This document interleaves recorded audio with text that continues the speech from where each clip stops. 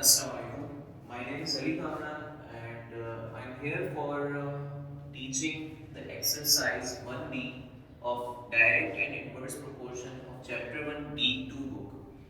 ठीक है, जैसे कि मैंने आपको प्रीवियस वीडियो में डायरेक्ट प्रोपोर्शन की बातें डिटेल में एक्सप्लेन करी थी। ठीक है, यहाँ पे हम एक्सरसाइज 1B में भी डायरेक्ट प्रोपोर्शन की बातें करेंगे, लेकिन अब ये एडवांस डायरेक्ट प्रोपोर्शन की बातें हैं। ठीक है, अब हम हायर पावर्स की बात कर रहे हैं। ठीक है, कि वेरिएबल के ऊपर 1 के अलावा कोई और पावर हो, ये स्क्वायर रूट में अगर वेरिएबल मौजूद है तो फिर क्या करें।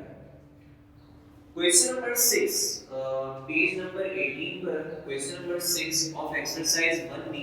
ठीक है, ये हमारा लास्ट वीक ऑफ टैप का सिलेबस है। ठीक, सवाल में आपसे कह रहे हैं कि if q is directly proportional to p minus 1 whole square. ठीक है, if q is directly proportional to p minus 1 whole square, then q is equals to 20 when p is equals to 3. Find the value of p when q is equals to 80. ठीक है, अब पहली वाली information को जरा process करते हैं। पहली इंफॉर्मेशन सवाल में दी गई है कि q is directly proportional to p minus 1 whole square. बस यहीं तक रखते हैं। जैसे ही आपने पहली इंफॉर्मेशन देखी, डायरेक्टली प्रोपोर्शनल की बात हुई, तो मैंने आपको जैसे कि बताया था कि आपको मैथमेटिकली इसको इस तरह से लिख देना है। उसके बाद डायरेक्टली प्रोपोर्शनल का साइन हटेगा। नेक्स्ट स्टेप में आप क्या करोगे, डायरेक्टली प्रोपोर्शनल का साइन हटेगा और इज इक्वल्स टू और एक अदर कांस्टेंट आ जाएगा जो कि होता है k। ठीक है, और ये मल्टीप्लाई हो जाएगा p minus 1 होल स्क्वायर, ऐसे इसको भी हो जाएगा।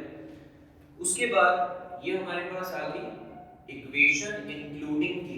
ठीक है, जो हमें इक्वेशन मालूम करनी है वो k की वैल्यू के बाद आएगी। ठीक है, अब यहाँ पे हमें दूसरी इंफॉर्मेशन दी हुई है कि q इज इक्वल्स टू 20 और p इज इक्वल्स टू 3। दोनों वेरिएबल्स की इंफॉर्मेशन, दोनों वेरिएबल्स की वैल्यूज गिवन है, जिससे आप k की वैल्यू निकालेंगे। ठीक है, तो वैल्यूज पुट करते हैं। 20 is equals to k, p की जगह 3 minus 1 whole square.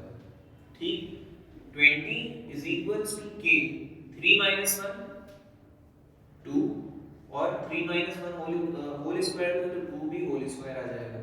Then 20 is equals to k, 2 का स्क्वायर क्या होगा, 2 2 जा 4, 4 यहाँ पे मल्टीप्लाई हो रहा है, वहाँ जाके डिवाइड हो जाएगा और आपके पास k की वैल्यू आ जाएगी 5। k की वैल्यू आ जाएगी 5।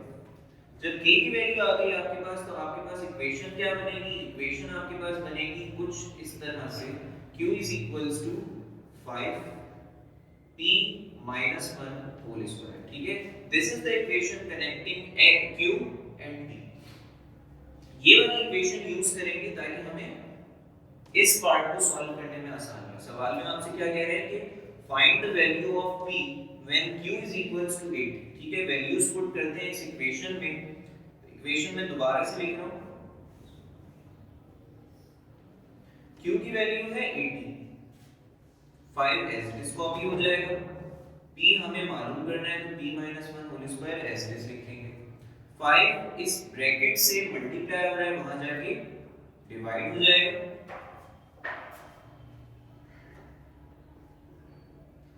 तो 5 1 जा 5, 5 1 जा 5, 5 6 जा 30। आपके पास वैल्यू आ रही है 16 is equals to p minus 1 whole square. अब मुझे p की वैल्यू चाहिए, तो इसके लिए आप क्या करोगे, स्क्वायर को हटाओगे, और स्क्वायर को हटाने के लिए आप क्या करते हैं, square root on both sides. ठीक है, स्क्वायर रूट लेंगे दोनों साइड्स पर, तो स्क्वायर से स्क्वायर रूट कैंसिल हो जाएगा। 16 का स्क्वायर रूट होता है 4, तो p minus 1 की वैल्यू आ जाएगी 4। ठीक है, p की वैल्यू चाहिए हमें, 1 यहाँ पे माइनस हो रहा है, वहां जाके प्लस हो जाएगा, और p की वैल्यू आ जाएगी हमारे पास 5।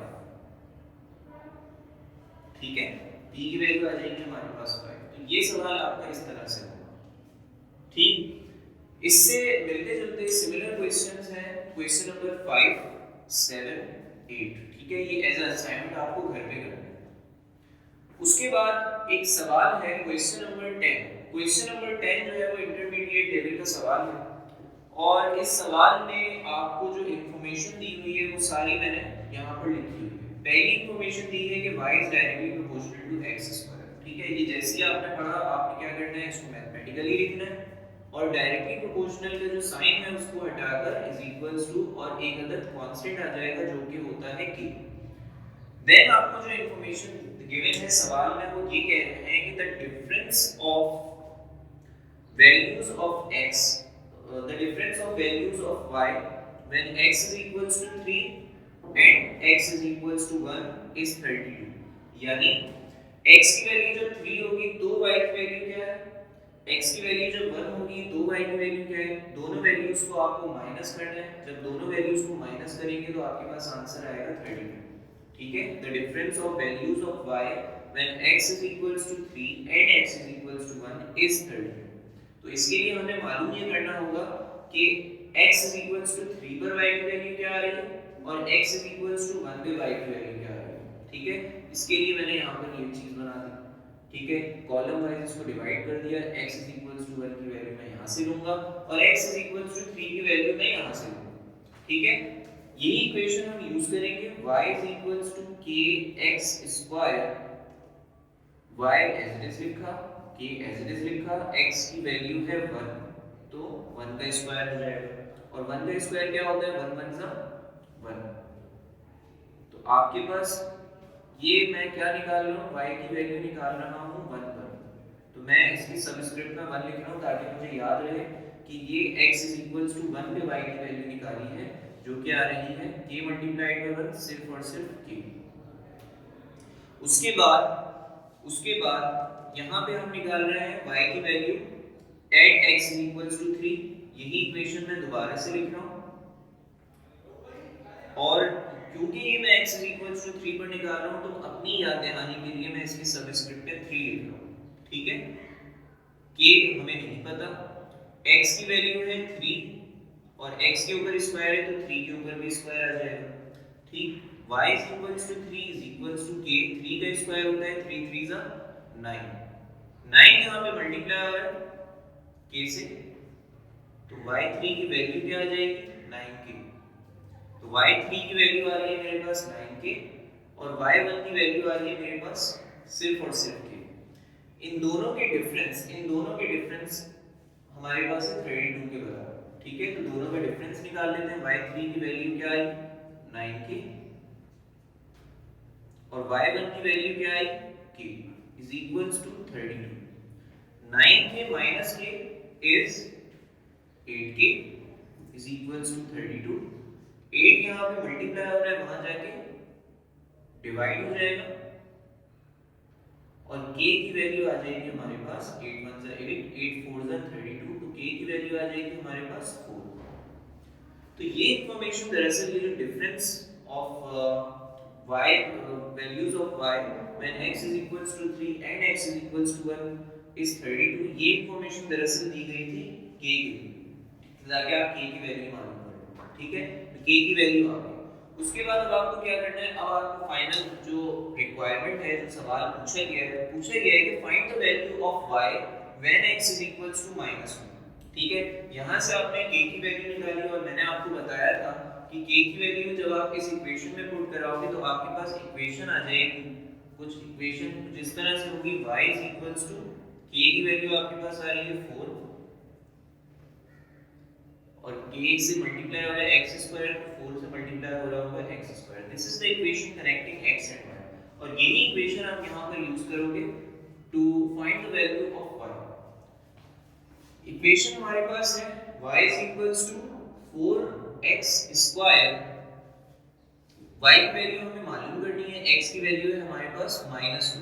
ठीक है, x के ऊपर स्क्वायर था तो -2 का होल स्क्वायर हमने लगा दिया।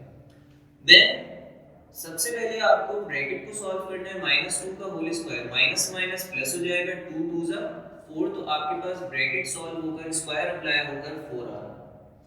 नेक्स्ट स्टेप में 4 से मल्टीप्लाई हो रहा है तो आपके पास y की वैल्यू क्या आ जाएगी 16 eight x is equals to -2। ठीक है, इसके कोई सिमिलर क्वेश्चन नहीं है, ये पूरी एक्सरसाइज में एक वाहिद क्वेश्चन है जिसमें ये मेथडोलॉजी अप्लाई हो रही है। ठीक है, मजीद समझने के लिए आपको ये असाइनमेंट के क्वेश्चंस की प्रैक्टिस करनी होगी, ठीक है। यहाँ तक तो हमारा एक्सरसाइज बन है।